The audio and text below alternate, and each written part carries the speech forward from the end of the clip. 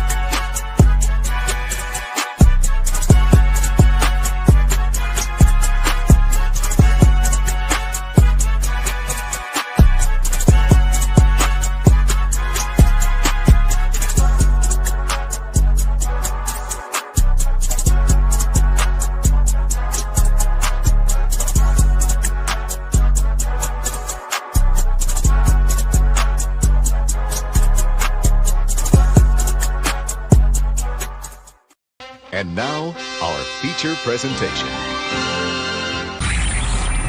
You are watching a master at work. Go get some!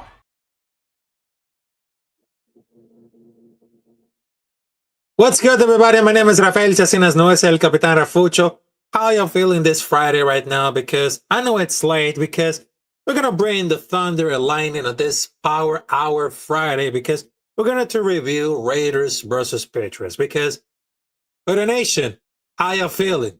Because we got the first motherfucking W of the season. And yes.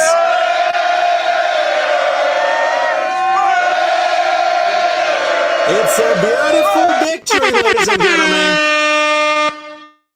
Beautiful victory. Let's horn it up for the first time now.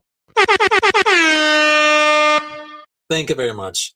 All right, so make sure to subscribe to Capitan Rafucho on YouTube. Also, you can follow me on different social media at Twitter, as known as Capitan Rafucho, Instagram at Capitan Rafucho 93, also Kick, which is Capitan Rafucho 93.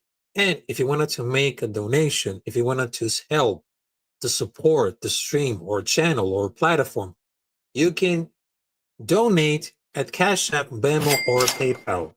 So, ladies and gentlemen, and now I'm proud to say, we did it, folks. We did the first victory at Football Stadium, because this is like the first time in years that we have a victory at the Football Stadium in Massachusetts. So this is like enormous, with a great victory, because it really happens a lot. Because I understand that New England Patriots, they got like with Mike Vrabel, Josh McDaniels. Yeah. Fuck Josh McDaniels. Here's the finger right now. All right, so I gotta do with the view of Las Vegas Raiders versus New England Patriots, because I know it's very too late. But they got me feeling great, because at the first half, it looked definitely great, because the defense started to get pressure, the offense was moving the ball, but it felt like at the part of the second half, we're gonna get it to Geno, and we'd get a good move the ball. And the pass rush shouldn't be like bad with White, Williams, Barmore, and it needs to do better going forward, because we did stop the run, but not having Gonzo out there, which just really hurts. And Jamal has the biggest pleasant surprise so far, because he was making plays all the preseason and made some good plays today too. And they look good on the first drive. Because, first and foremost, what I just saw, like, the first half and the second half, I mean, sometimes we look good, sometimes we look... The man was doing everything he wanted. Beating the Raiders and just make adjustments on the half. They're starting throwing over the downfield or play action and start blitzing them more, and they look like a completely different team, putting pressure on Drake May and moving the ball in the air. They could have not have asked for a better start for the season, and they look good on both ends, like the second half, which is definitely incredible. And the rushing leader for the game for 38 yards, I mean, they could improve a lot more.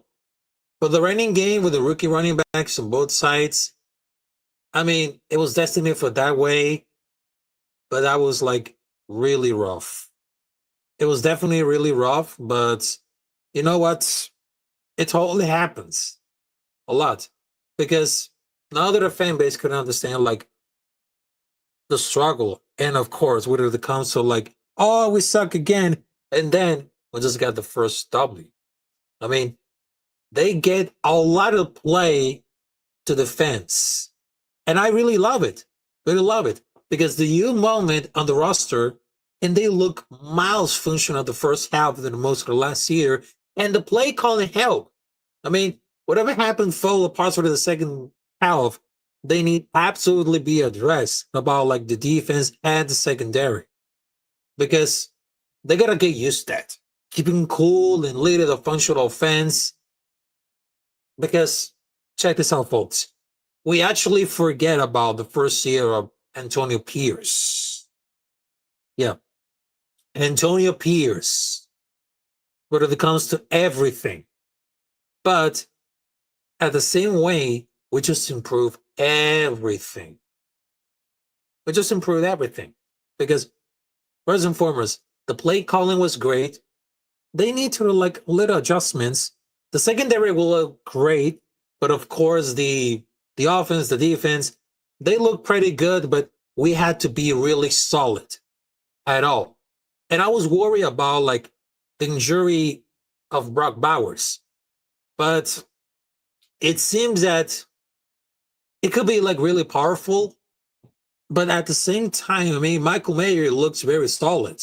And I know the second tight end, which is like totally great, but the online, the secondary, I mean, it did have break, but sometimes it didn't. Because we have a competent staff who made adjustments and dominated for the second half, got the W. I mean, Gino's really fantastic. We protect him. And Genty will get better. Now we're going to pray for Buck Bauer. I mean, seeing like the textbook clock management of defensive possession, and they'll go for the defensive possession, they'll get a field goal off of the short clock. I mean, those things are getting really add off of the season. It's been years. We've been having a coach who didn't suck balls at clock management. It feels so great. And there was like a major props to the defense stepping off in the second half. And we just saw, finally, Tyree Wilson. Yeah, we just saw Tyree Wilson. He made some nice plays today. And he was flying. Real flying. And it was really good to have, well, a great opportunity with Malcolm Coons get a second and first game back. Hope he gets better chip and on the shoulder for the whole season. And, I mean, this time, I mean, it was like a real thing. It was a real thing that we didn't see that coming. And we loved every minute of it. We loved every minute of it.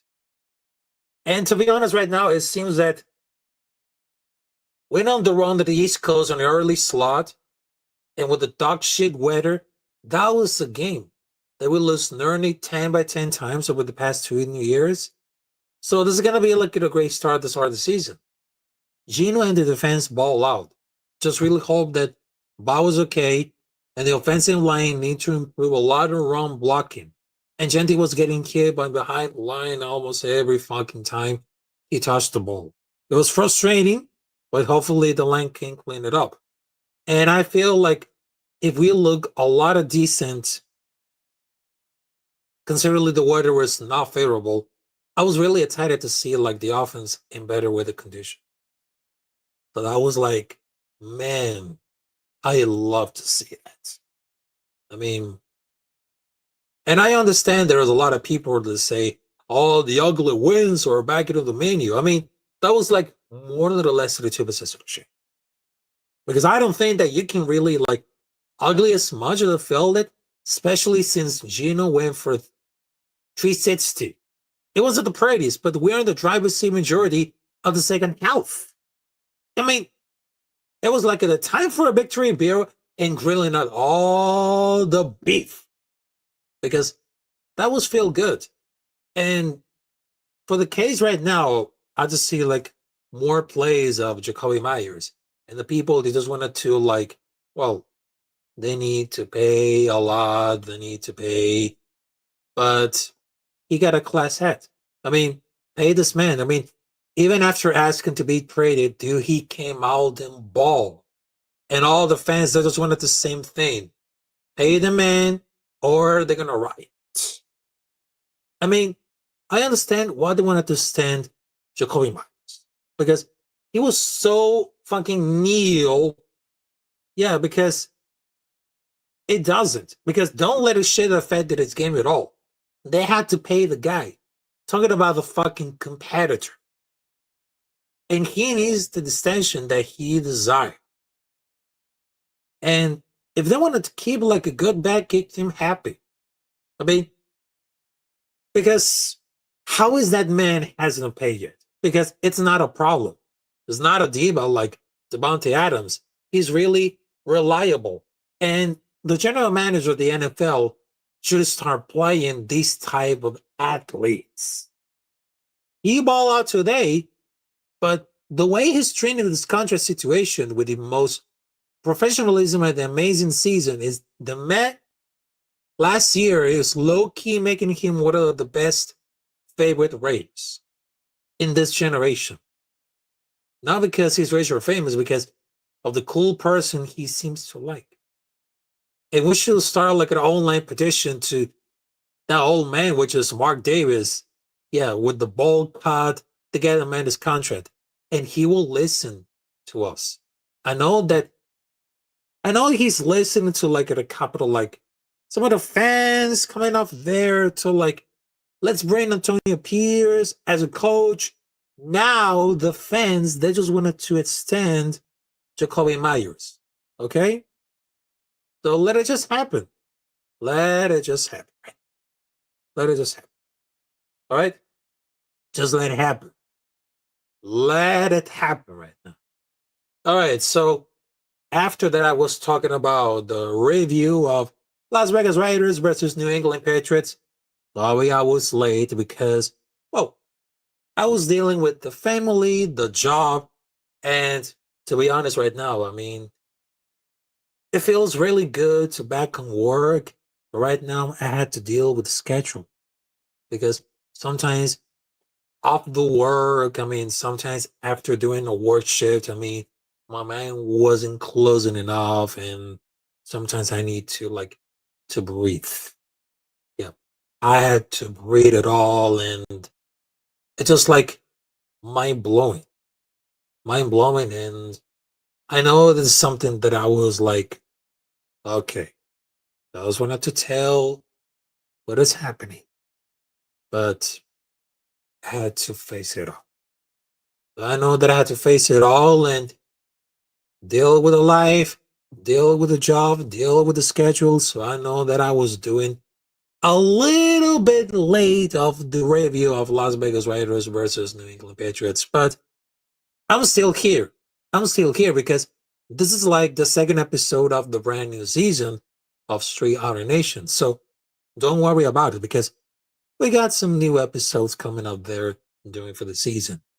And I promise I won't cry on many streams because sometimes I get emotional, sometimes I don't, but you know the thing. Aww. You know the thing about it. So I understand that I had to move on with the schedule and everything, but I'm pretty sure that I'm back on business, just like for the last week. Yep. The last week it became so wonderful that I just engaged a lot of viewers, a lot of subscribers. So thank you very much. Thank you, thank you, thank you very much. Now, after that, I was talking about, well, Las Vegas Raiders versus New England Patriots. Statistically, I mean, we got some winners and we got some losers for the week one and part of the week number two. Because, you know what? It's very important to see how the other teams that we hate, just like the 31 teams, because there is only one nation. One nation, and that's Raider Nation, motherfuckers.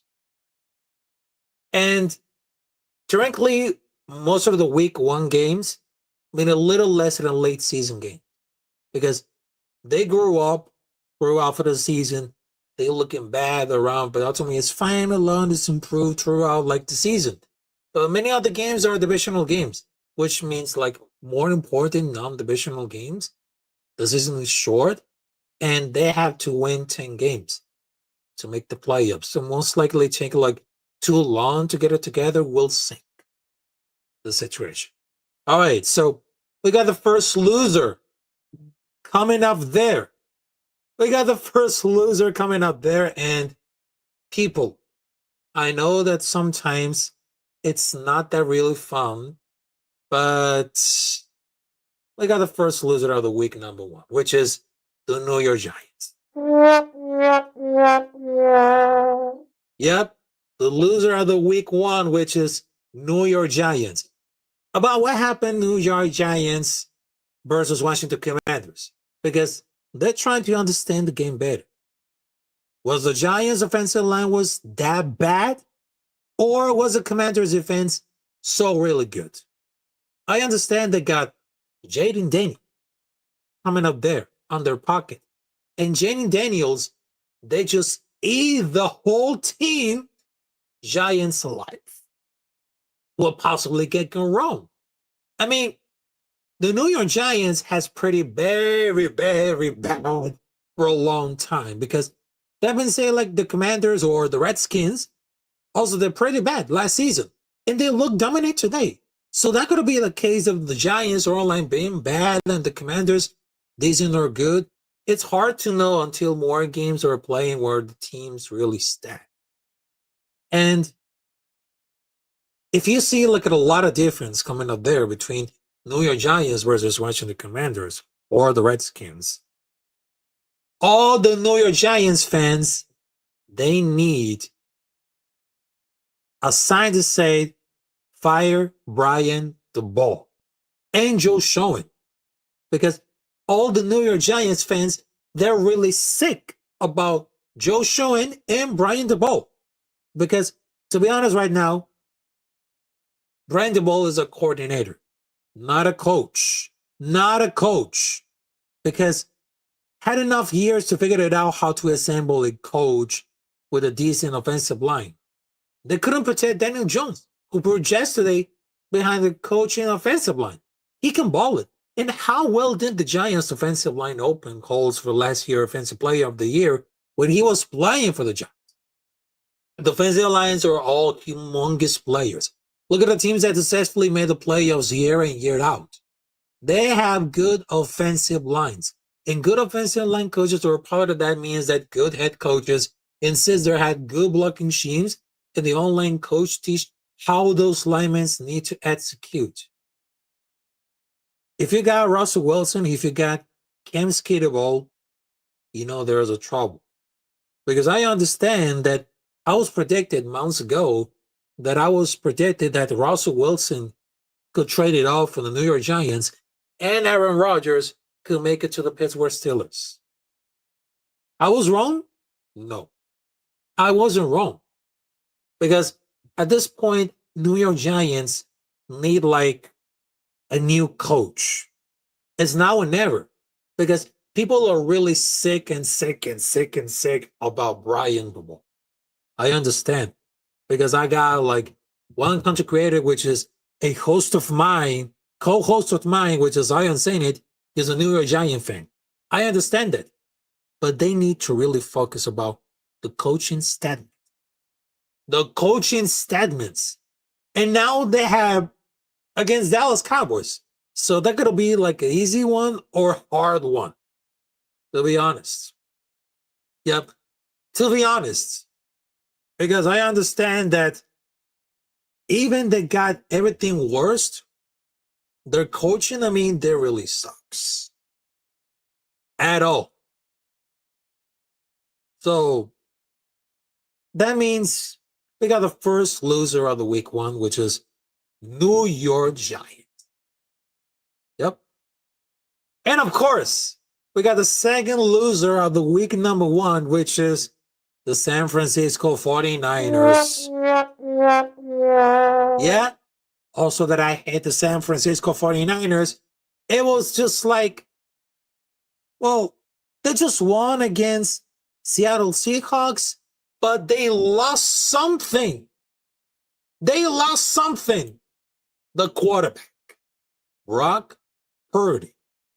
Because, first and foremost, I understand that San Francisco 49ers, they have a good plays along with the tight end, George Kittle. But they matched the division. I mean, up there. The good, it's defense is very solid with a bunch of rookies and second-year players. The bad was like pretty much held because Purdy Man had 2 terrible interceptions, but he actually did shit outside of that because that offense was apparently just waiting for the defense to win the game, and they panicked when they did it. They did it. I mean, I understand they have one of the most aggressive quarterbacks in the league, but guess what? I know that I just wanted to put on the winners of the week 1, but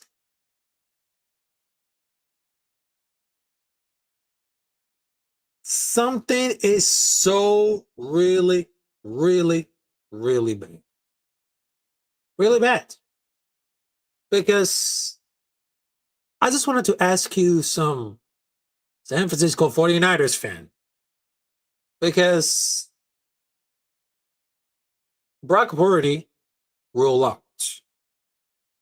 Yeah, with a toe injury. And Mac Jones is going to be expected at the start of the week 2. Week 2. I mean, you have one of the most aggressive quarterbacks, which is Brock Purdy, but they have Mac Jones. Matt fucking Jones. If you guys remember, he was on New England Patriots, and he throws the worst interception that the people can see. That was back in 2023 when New England Patriots, they had to face against Indianapolis Colts. Yep.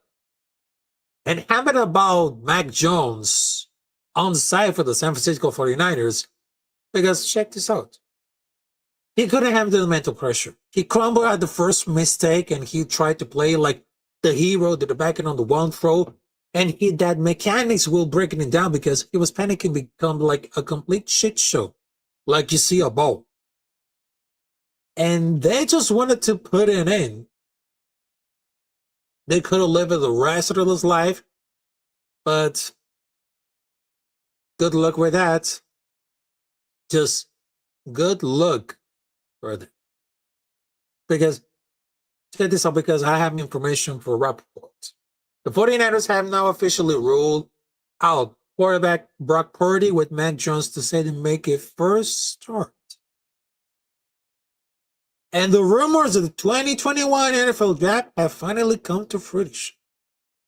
Because he became the Mr. Irrelevant to one of the most aggressive quarterbacks in the season, and he's ruled out. Yep. Because it will be like incredible or something like worst. Because if Mac Jones delivers like the worst performance ever against New Orleans Saints, I'm gonna laugh myself to say,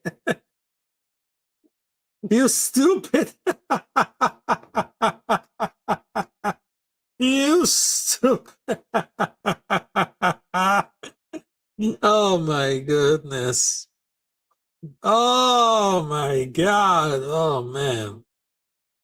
This shit was like really funny, but let's make it a little bit of laugh.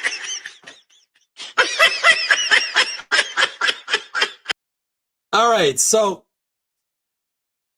after that, I was talking about the 2 losers of the week 1. Let's bring them out for the first winner of the week 1 and part of the week 2. The Green Bay Packers. Because you know what? They start to balling it out.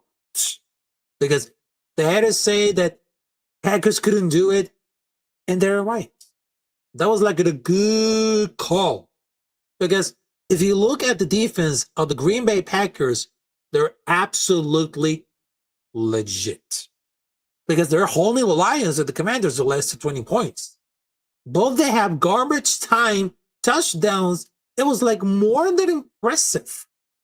And they have given up 31 points total this season, and 22 of them they have come with the fourth when they're up with the 14 points. And they gave it like 9 points total for the first 3 quarters. And they didn't see too much. Because I understand they have Michael Parsons up there. And the Packers were the first team to start 2-0 in 5 days after playing against 2 playoff teams for the previous season. But some of bands cherry picking. It was just like a precious stat. Not only they just won against the Detroit Lions, but also they just won against Washington Commanders or the Redskins. And the fans were chanting, "Thank you, Jerry," during the Amazon post game, which is unbelievable. And I was just like, I love it at all. I love it at all. But they look very scary about this year. And the 27-year-old quarterback winning the title stat, it seems like very prophetic. I mean, the 2 doings he hit at the separate and goal post, I mean, that was just like, wow. Golden and Williams are quite ready for future roles. And Dawes is not getting great separation. And they targeted like Kraft and Musgrave with a ton of success. So maybe that's the adjustment until the wide receiver room gets healthy and the young guys evolve, including Josh Jacobs. Because I know that they're going to have to score touchdowns and maybe cause, assuming the game for the touchdown and field goal, if you need 3 scores no matter what, because if you get the first 2 points and the win for the next 2 scores, if you don't get it, they have to store the game. Make up for it, because it's just like, it's not a huge difference maker since you have 3 scores, but if you end up pull off of the miracle instead of going to like overtime, there's a really no risk if you don't get it. Yep. I know they're not getting it. All right, so I know there's 30 minutes because I just finished the review of Las Vegas Raiders versus New England Patriots. And then I was talking about like winners or losers of the week 1. But hold on a minute. I think that I just forgot another winner coming up there. Yep. Another winner coming up there because they just wanted to talk about it, which is very important. And we're going to talk about one of the most intense games on the week 1. Yep. It is the Buffalo Bills. They just won against Baltimore Ravens on a comeback win with a field goal. And I was like, very impressive because they just went full Falcon. You never go full Falcon because it is like the best week 1 game ever. And it was like the game of the year. It's already locked up. And Derrick Henry was absolutely monster for the Ravens and costed them games seamlessly. Because both Allen and Jackson are legit. And we're talking about like for a long, long time. And we're not talking about Patrick Mahomes. Not sir. Not sirree at all. Not sirree at all. But it seems that probably one of the best games that I ever saw. And they can watch the whole thing because is that wild that the Bills going out for 0-3 and 3-point conversions is historically like big reason why they won the game. Had the game tie-in at 1:30 on the clock in the 4th quarter, and the Ravens would have like deployed for the normal offense that the Bills couldn't stop trying to round out the clock. And they better have the atrocious decisions of the week 1. And that was like really bomb. I mean, the Vikings game is the better game because it's constantly back and forth with several late changes, but that was more dramatic. And they enjoyed it, but for the result. Yeah. They enjoyed it a lot. And John Harbaugh, which is the coach of the Baltimore Ravens, they have no idea they have to learn to keep the foot on the throat, but maybe they finally teach, especially against for like Ellis Caliber. And why the fuck they gotta put it on the 4th and short with the conversion wins again? Why they're not putting in the ball on the second time? The hands to win it. And they're playing such soft when Allen was being a god move for the last quarter. They wanted a backup cornerback tackle with 30 seconds left, but they had enough time to score. Just like Trusher is like clock managing and decision making, but it was just like a hell of a game. It was just like a hell of a game, right? So there you go. Hey, how's it going, Alpha Cassie Raiders? Hello to you. Much love and blessings to Alpha Cassie Raider. Part of the Raiders War Order, along with my brothers Auntie Sids, the Raider Critique, Westside Media. I mean, what are my brothers, including Raider Joe? Salute to Raider Joe. And I saw one of those comments that Raider Joe, he wants to bring back the Durag raffle to get his waves, but I don't think it's going to happen. I don't think it's going to happen because I know it's just like in a moment of improvisation. It was just like a moment of improv, but I don't think it's going to happen like in those times because I just wanted to try like I just wanted to be like really, really great, really professional, but there you go. But there you go right now. All right, so ladies and gentlemen, because I had the schedule for today because after this, I want to prove myself that I'm not leaving right because I'm still here to prove each other that I can do better things. All right.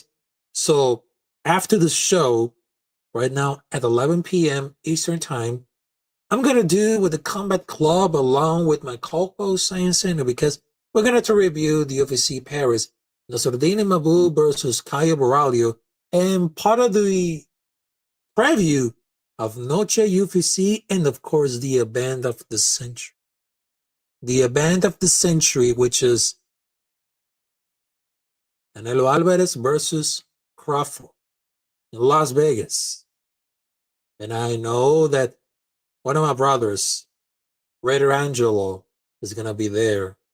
Yeah, I understand that Raider Angelo is going to be there. So I'm kind of like really nervous and jealous, but but let's see what they got right now.